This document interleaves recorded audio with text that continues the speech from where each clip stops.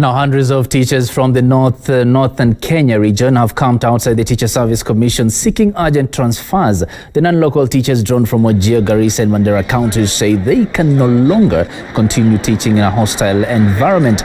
They blame locals for aiding attacks on non-local teachers by working with suspected Al-Shabaab terrorists. The latest push to leave the area comes after a spate of attacks on non-locals in the area, among them the killing of 3 teachers by suspected Al-Shabaab terrorists in Kamethu, Garissa County. They're urging their employer, that is the TSC, to hasten the process of placing them to safer grounds. Really, we cannot stay there anymore. The locals, wakati uko katika mikutano pale ya darasa ama shuleni pale, lugha ya kuzungumza pale ni ile lugha ya kwanza. Hivyo basi unapata zile changamoto sasa pale kwa hujalala usiku, ukikuja pale mahali ya kazi unabaguliwa, ile lugha wanatumia lugha ambayo lugha ya kwanza. Kuna tetezi kwamba kuna ukosefu wa usalama. Na pia jambo hilo likiwa kwenye akili yako, na wewe kama mwalimu huenda usifanye kazi yako vile ambavyo inafaa.